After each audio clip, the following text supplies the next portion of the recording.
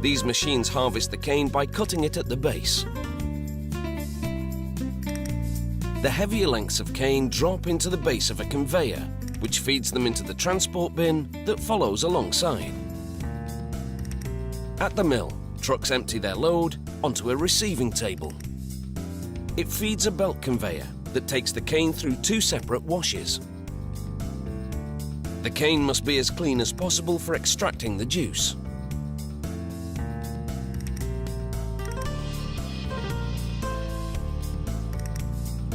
But first, the cane's hard structure is broken down inside this crusher, where rotating hammers break the cane into small pieces. A conveyor loads it into a milling tandem designed to extract the sweet juice from the crushed cane.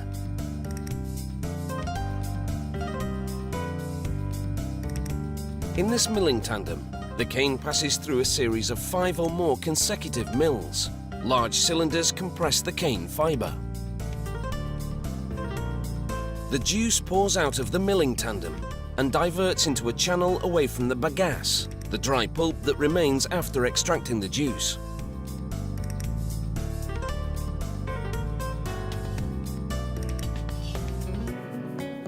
A worker supervises the operation at each of the mills. A vat collects the juice that flows from the top and bottom of the mills. Now that the juice is extracted from the sugar cane, it's time to process it. However, before it's turned into sugar crystals, a sample goes through a series of tests at the sugar mill's laboratory. They add a thickener that binds to impurities in the juice and then filter it to make it clear and clean. Then it's poured into a polarimeter, a machine that measures the concentration of sugar. The juice from the mills now falls through this 10-metre-high tower as sulfur dioxide vapours rise through it. This process, known as sulfitation, bleaches the juice. Then it flows through a device that measures its pH level.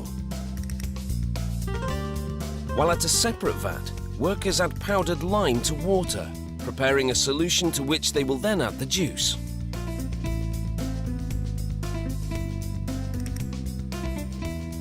An agitator mixes the cane juice and lime solution for about 6 hours to complete a process called alkalization. It regulates the juice's pH level and helps clarify it. In reaction to the lime, the juice's colour changes from brown to yellow.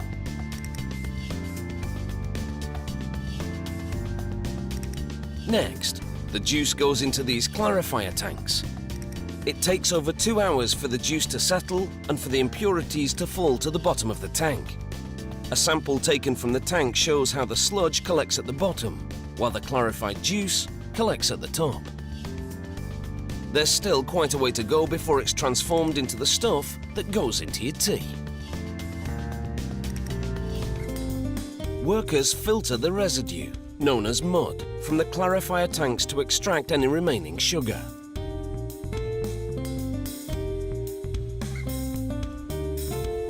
There's no waste here. The mud will fertilise the cane fields and the bagasse left over will be burned as fuel. The clarified juice collected from the clarifier tanks now boils in a series of evaporators. This brings the concentration of the sugar in the juice up from 15% to 60%. Then the juice collects in 15-ton tanks to clarify even more. Any sediment left in the juice floats to the top. A rotating paddle skims this residue off to the sides of the tank. These tanks produce a type of syrup that goes on for still more processing. Workers now pour sucrose crystals suspended in alcohol into the syrup.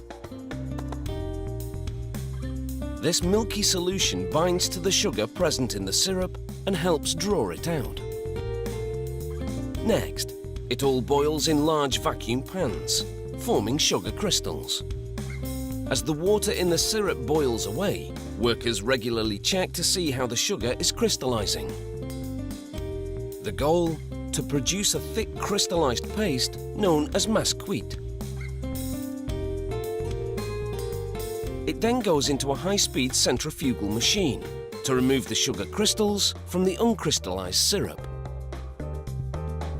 Inside, the sugar spins at 1,200 revolutions per minute. This action draws the molasses to the outer shell of the machine, while the crystals remain in the inner basket.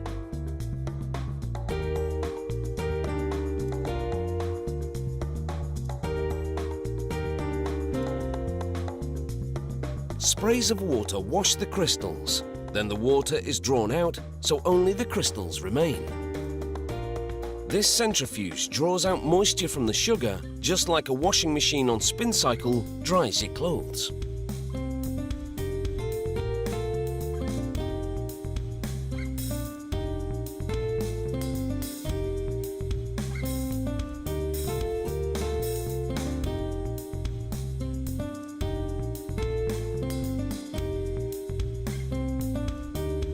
Next, a conveyor belt carries the sugar crystals out of the centrifuge. This mill produces raw sugar, which has more molasses and is unbleached, and plantation white sugar, which has less molasses and is bleached a brilliant white.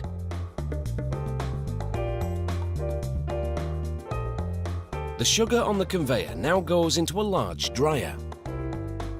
Hot air blows into this dryer to bring the sugar's humidity level down to 0.02%. That's standard for table sugar.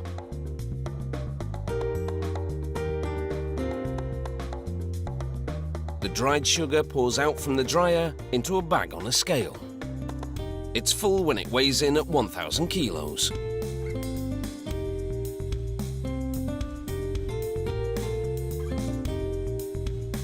A hoist then carries the bags to a platform at the far end of the packing facility.